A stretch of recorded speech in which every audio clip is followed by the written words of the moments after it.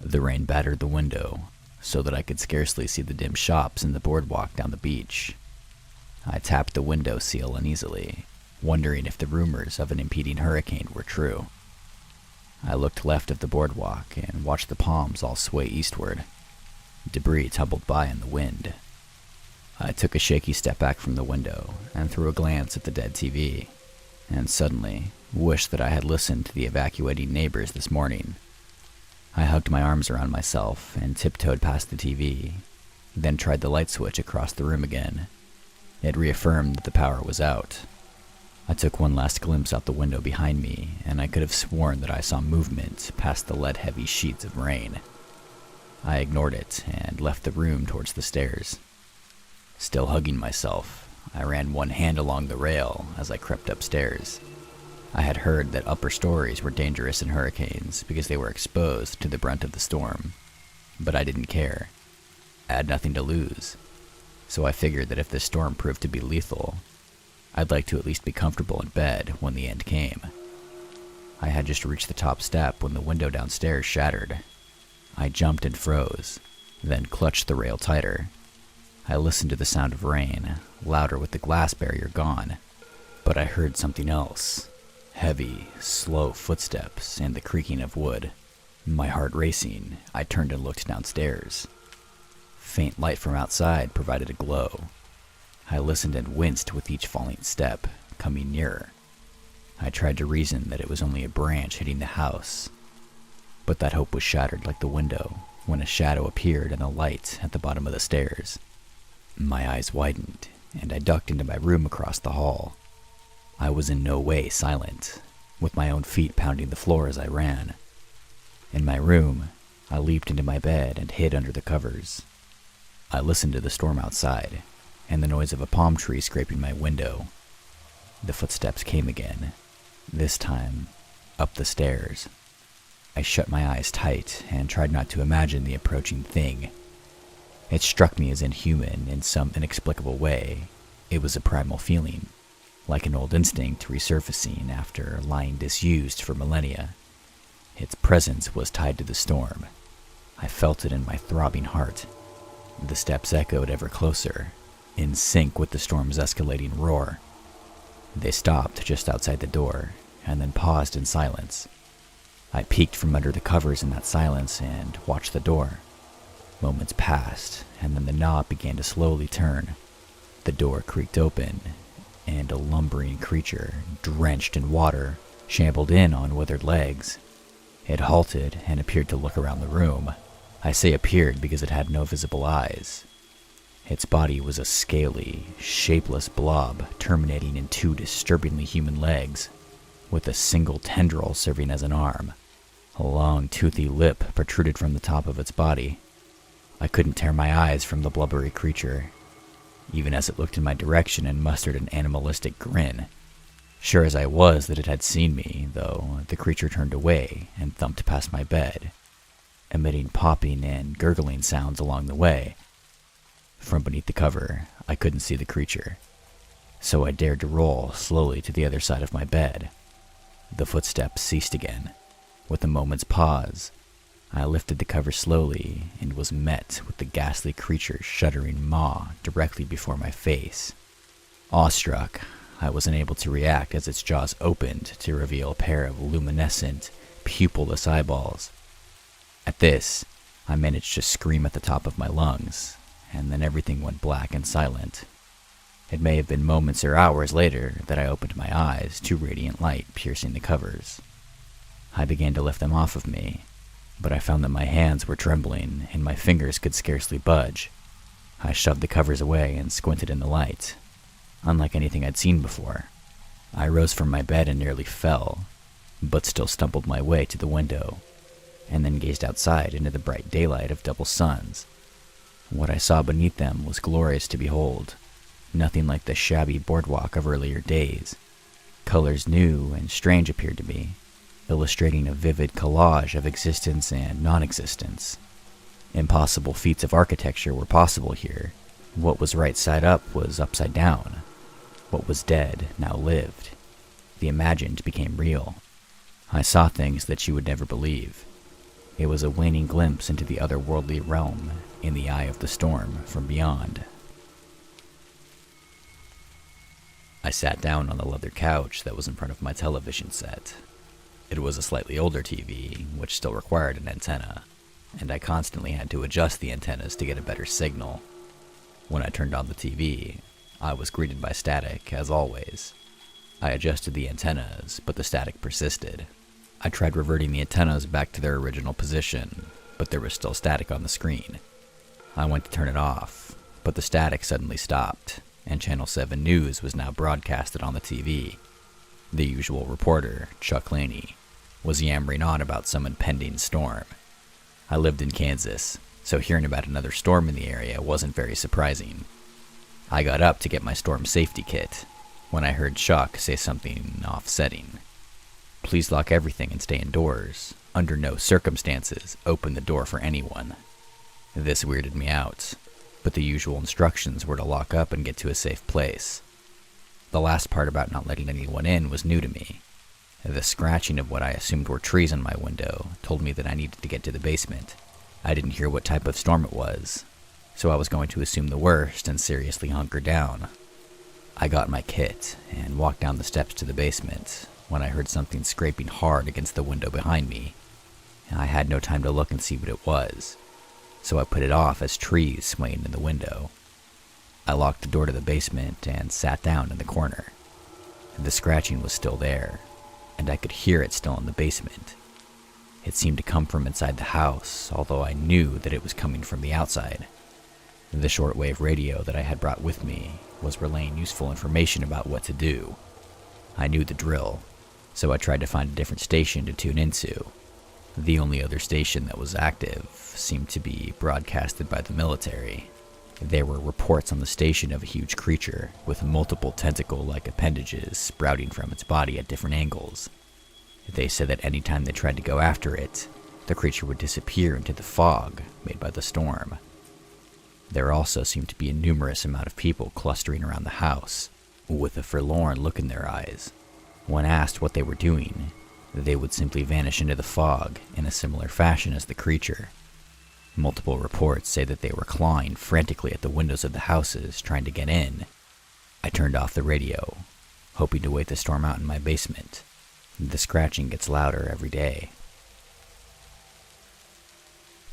It's a small memory, a fragment almost entirely hidden in your hazy recollection of past years, of oddly dreamlike days where the imagination ran wild and free, blurring the lines of the so-called reality that you now have as an adult. And your innocence and carefree youth kept you for the most part very happy. You were young, in first grade. Late at night you stumbled from the bathroom, and bleary-eyed walked through the familiar dark of your room that still scared you quite often. You were too tired to be afraid, so you didn't rush as you normally did into the sheets. You walked past the slightly dirty window with a view of the dimly lit street below, and you thought you saw somebody in what was maybe a yellow raincoat walking up the street. This began to happen often. You would wake up with the urge to look out the window, and sometimes you would see him. He indeed wore a yellow jacket, even on the driest of nights. You'd see the strange man walking up the street in the deadest hour of the night, and even in your young age you knew that that was weird. You'd watch him for a few seconds, and every time he stopped and looked around, then turned towards your house, you'd quickly duck under the covers and not come out until morning. Eventually, though, Mom put up blinds, and you stopped looking for the weird man. Days, weeks, months passed, years went by, rolling like an endless and unstoppable tide. Schools, friends, hobbies, girls, they all pushed the strange set of memories from your conscious mind. One night, in your senior year of college, you were studying late at the library. When you finally packed it in, you headed out and started to walk home to your apartment a few blocks away, since gas is expensive. On a drearily lit street, you got the creepy feeling that someone was watching you. A few times you turned around, but nobody was behind you, and then you felt like it was coming from higher up, and you looked at a slightly dirty window in a strangely familiar home. But there was nobody there. You shrugged it off as a loud crack of thunder pealed overhead.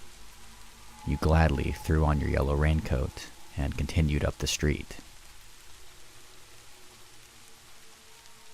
It was a foggy autumn evening, and the sun had already set, leaving the mystified glow of the streetlights as guidance to my impartial sight. It was a night just like this one that cost me my left eye. A few years ago, I had moved here to this small town of Camden. I had figured that moving to a small, rural place from a large urban town would be much more relaxing and peaceful for my mind. Everyone around here knew each other, and it was rare to find anyone who didn't know the news around town. So it was put on full blast that the town would have a new trespasser, as they called me. A few days after my arrival to the town and my successful move and greetings with some of the more lively neighbors in town, I had begun to hear rumors and stories about the town itself. The rumors included things such as murders, destruction of property, etc.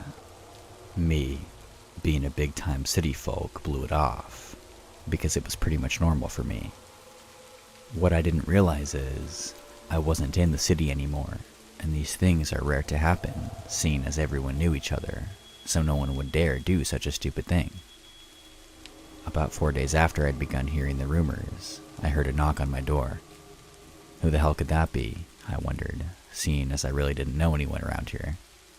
I opened the door, surprised to see the police chief, a surly, gray-haired man about 180 pounds, and several rookies standing behind him.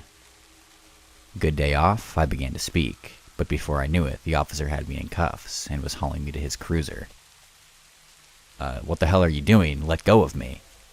I yelled as he pushed me over to his cruiser. "You're coming with us, whether you like it or not," his only reply was. No matter how many times I pleaded my innocence to whatever charge placed against me, I was ignored. Finally, one of the rookies unholstered his pistol and aimed it at my forehead. "Continue talking, and your only breakfast today will be a piece of lead, understand?" I was silenced. We arrived at the station in a short period of time. They hauled me out of the back of the cruiser and shoved me indoors. "We're going to ask you some questions. If you don't answer them honestly, the consequences will be dire."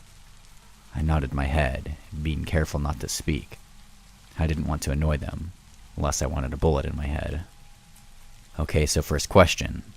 Why did you move here? What was your incentive?" I was shaking from fear. I had no clue as to why I was taken. I moved because I wanted to get away from city life. It was annoying, I guess you could say. I attempted to say it with confidence, but it only came out with fear, of which I felt. "Fair enough." He spoke with ease.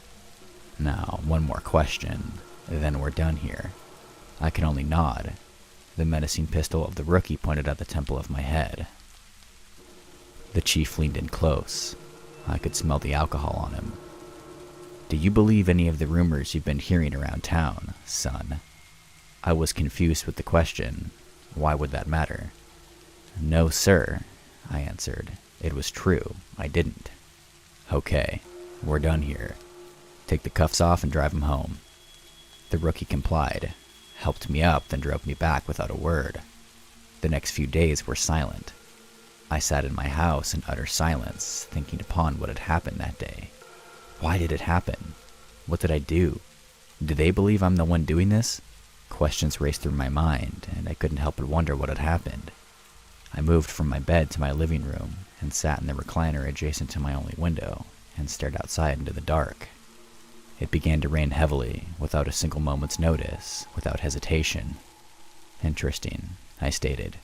Looking up into the sky, the sight was pretty interesting indeed, seeing as not a cloud was visible in the night sky and every star was shining visibly. "Where the hell is this rain coming from? Last time I checked, there had to be clouds in order for it to rain," I proclaimed quietly to myself. I began walking towards my front door when I began hearing a strange tapping noise that sounded like it was coming from my window. I turned slowly, walking back to my window to see what was there, but I couldn't see anything. It's not like nothing was there. No, it was pitch black. I couldn't see anything past my window, as if someone had taken a giant piece of black construction paper and taped it over my window.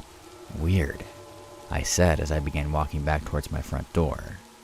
Maybe it's just one of the kids next door playing a prank on me or something. I reached my doorway and opened the door slowly, grabbing the wooden bat I kept next to the door for safety. "Anyone there?" I shouted, looking around.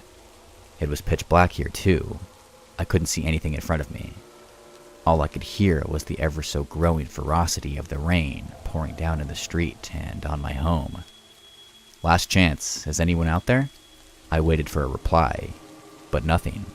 "Okay, I'm coming out," I shouted, walking out onto my front porch. I couldn't see where I was walking, so I used the railing around my porch as a guide. Finally, my eyes adjusted to the darkness, allowing me to barely see where I was moving through this unusual darkness. "Come out, whoever you are. I'm done with these games." To be honest, I was afraid. It felt as if someone was watching me, as I clambered around my house in search for whatever was tapping. Then I heard the most bone-chilling sound I've ever heard. It sounded like a bear, but it was high-pitched, as if it were combined with a dog whistle and nails on a chalkboard. I covered my ears in an attempt to drown out the vicious noise. "Stop!" I yelled at the top of my lungs, hoping whatever it was would just shut up. Then it stopped. I slowly removed my hands from my ears, allowing myself to listen to my surroundings once more. But nothing. Not even the sound of the rain that was falling as heavy as earlier.